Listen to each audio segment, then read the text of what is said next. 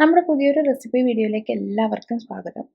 അപ്പം നമ്മുടെയൊക്കെ നാടുകളിൽ ഒരുപാട് കണ്ടുവരുന്ന ഒരു ഐറ്റമാണ് ഈ കോവലെന്ന് പറയുന്നത്. പണ്ടൊക്കെ എല്ലാ വീടുകളിലും ഒരു കോവലിൻ്റെ തൈയെങ്കിലും ഉണ്ടാവും. അപ്പോൾ ആ ടൈമിൽ നമ്മുടെയൊക്കെ അമ്മമാർ ഒരുപാട് റെസിപ്പീസ് കോവൽ ഉപയോഗിച്ച് ചെയ്തിട്ടുണ്ട്.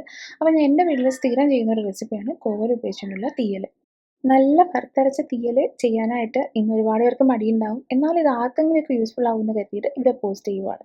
അപ്പോൾ അതിനായിട്ട് നമുക്ക് ആദ്യം വേണ്ടത് നന്നായിട്ട് എണ്ണ ഒന്ന് സ്പ്രേ ചെയ്ത് കൊടുത്ത പാനിലേക്ക് ഒരു കപ്പ് തേങ്ങ ചേർത്ത് കൊടുക്കുക.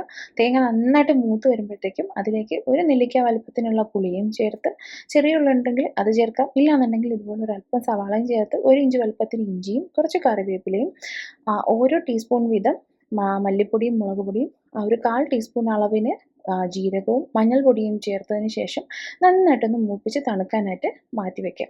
ഇനി നമുക്ക് ഇതൊന്ന് തണുത്ത് കിട്ടുന്ന സമയത്ത് നമ്മുടെ വെജിറ്റബിൾസ് ഒക്കെ ഒന്ന് അരിഞ്ഞെടുക്കാം.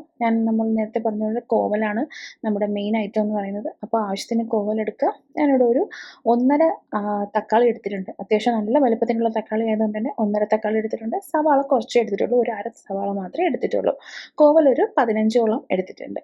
ഇനി ഇതെല്ലാം കൂടെ നന്നായിട്ട് കടുക് വറുത്തതിന് ശേഷം നമുക്ക് ഒന്ന് മൂപ്പിച്ചെടുക്കാം. അപ്പോൾ സാധാരണ താളിക്കുന്നത് പോലെ തന്നെ കടുക് താളിച്ചെടുത്തിട്ടുണ്ട്. ഇനി ഇതിലേക്ക് നമ്മൾ അരിഞ്ഞു വെച്ചിട്ടുള്ള കോവലും തക്കാളിയും സവാളയും ചേർത്ത് ഉപ്പും ചേർത്ത് നന്നായിട്ടൊന്ന് ഇളക്കി യോജിപ്പിച്ചതിന് ശേഷം ഇവയൊന്ന് നന്നായിട്ട് സോഫ്റ്റ് ആവുന്നത് വരെ അടച്ചു വെച്ച് നമുക്ക് വേവിച്ചെടുക്കാം.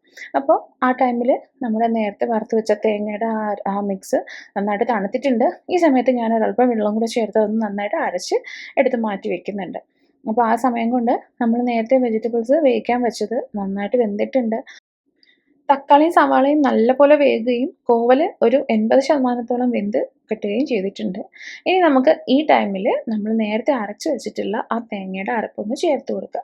അപ്പോൾ തേങ്ങയുടെ അരപ്പ് ചേർത്തതിന് ശേഷം ആ മിക്സിയുടെ ജാറിലേക്ക് തന്നെ ആവശ്യത്തിന് വെള്ളം കൂടെ ചേർത്തൊന്ന് മിക്സ് ചെയ്ത് നമ്മൾക്ക് ആവശ്യമുള്ള കൺസിസ്റ്റൻസിക്ക് അനുസരിച്ച് ഒന്ന് ആക്കിയെടുക്കുക.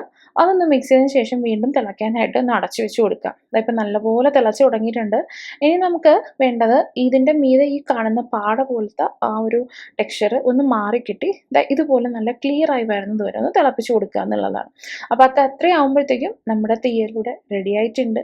ഈ സമയത്ത് പാകത്തിന് ഉപ്പുണ്ടോ എന്ന് ടേസ്റ്റ് ചെയ്ത് നോക്കുക. ആവശ്യമാണെങ്കിൽ ചേർത്ത് കൊടുക്കുക. അപ്പോൾ ഇത് ചോറിനോടൊപ്പം ഒന്ന് സെർവ് ചെയ്ത് നോക്കുക. നല്ല അടിപൊളി ടേസ്റ്റാണ്. ആ വറുത്ത തേങ്ങയുടെ മണവും കോവലിൻ്റെ ടേസ്റ്റും ഒക്കെ കൂടി ആകുമ്പോൾ ഒരു അടിപൊളിയായിട്ടുള്ള തീയൽ തന്നെയാണിത്. അപ്പോൾ ഇതൊന്ന് തയ്യാറാക്കി നോക്കിയതിന് ശേഷം ഇഷ്ടമായിട്ടുണ്ടെങ്കിൽ ഫീഡ്ബാക്ക് അറിയിക്കാൻ മറക്കണ്ട. അപ്പം തന്നെ ചാനലും സപ്പോർട്ട് ചെയ്ത് കൊടുക്കുക. അപ്പോൾ വീണ്ടും നല്ലൊരു വീഡിയോ ആയിട്ട് വരുന്നതാണ്. Till then take care and bye bye.